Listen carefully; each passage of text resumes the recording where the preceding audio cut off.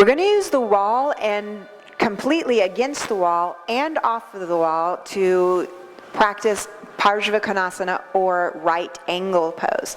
So if you would please go to Warrior 2, to Virabhadrasa. She's going to place so we're going to do it against the wall first. So spread your legs wide against the wall. And turn your left toe out so that your foot is parallel to the wall. The right heel's not quite on the wall. So she's going to go to Warrior 2. We've already learned, if you haven't learned Warrior 2, please go back to Warrior 2. And the left knee over the left ankle. And she's going to place her left elbow on the top of the left thigh. And for now, let's just put the right hand on the waist so that we can go through the principles of alignment in right angle pose, or Parsvakonasana. So the back toe, middle toe is straight ahead. She's on the four corners of the feet. She's hugging the feet towards one another. This helps firm the muscles around the bones of the legs to give you a good solid foundation. She's going to pull the lower belly in, look for the ribs against the wall, shoulders against the wall, and lastly, the least important thing is the thing that's farthest away from the foundation would be the top arm. So go ahead and please place your arm up the wall. So this is Parsvakonasana, or the right angle pose. And you can come up out of the pose and turn the foot in and come out of Warrior 2 and step against the wall with your feet together. Leave your right foot against the wall and step your left foot out to the middle of the mat. And turn your right foot out at a 45-degree angle or against the wall. So I'm going to have it against the wall so we use the wall. So we're going to do the same thing we just did. So place your left forearm on the top of your thigh, right hand on your waist. Now here she is, applying the principles without the wall except against one foot. The four corners of the feet, shins hugging in, thigh muscles like firm around, creating a nice firm foundation. She's looking against an invisible wall for the hips, ribs, shoulders, and finally the arm. Good. So this is a Parsvakonasana if you don't have a lot of flexibility yet, and it doesn't matter ever if flexibility comes or not. It absolutely, absolutely benefits us to have a strong foundation, deep breath, focused eyes, focused mind towards the true goal of everyone is we all just want peace. So I want you to see Susanna in a little bit deeper Parsvakonasana, or side angle pose. So come up and walk your feet a little bit farther apart. Take your arm out so that so this is how you line yourself up again. So your toes can go out as far as your fingertips, so you can go wider. Yes. So there you see the thigh is parallel to the floor. That is not necessary. It's just an alignment. The hand, for now, the forearm can go on the top of the thigh, right hand on your waist. So look for your alignment. Where are your feet? Where are your legs? Where is your belly? Where's your ribs? Where's your shoulders? Where's your eyes? Reach the top hand up.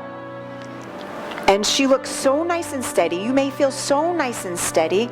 Try placing the left hand on the floor, inside or outside of the foot.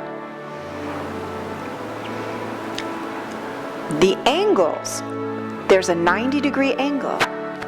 Here, your left knee more over your toe, please. Look down at your knee. Look down at your knee. Get your knee over. Yes. See, I reminded her, but I didn't touch her.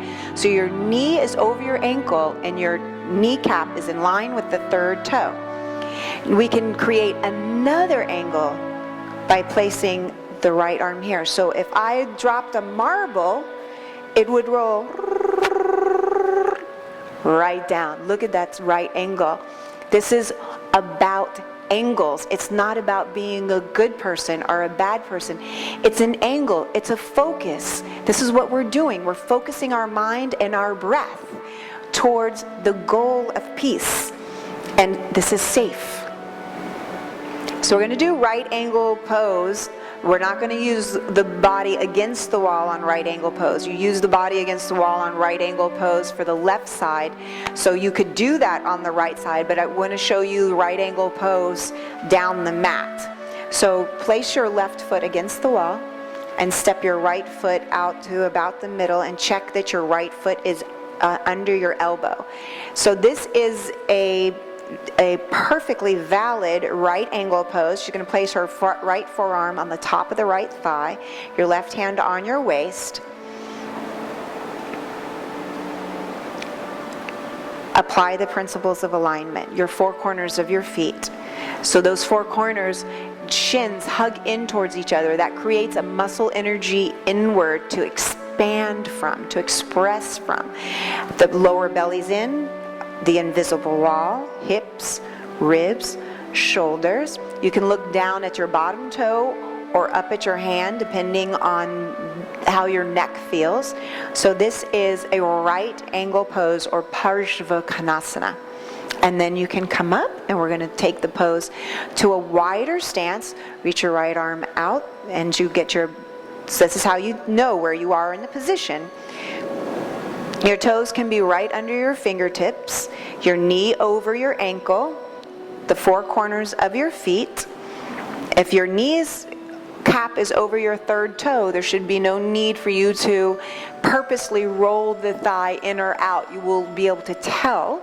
Place your right forearm on the top of your thigh.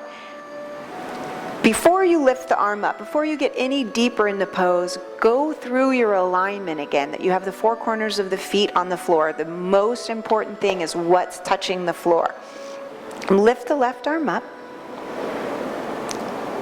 So if you're steady here, and your breath is there, and your focus, you can take the right hand inside or outside of the foot.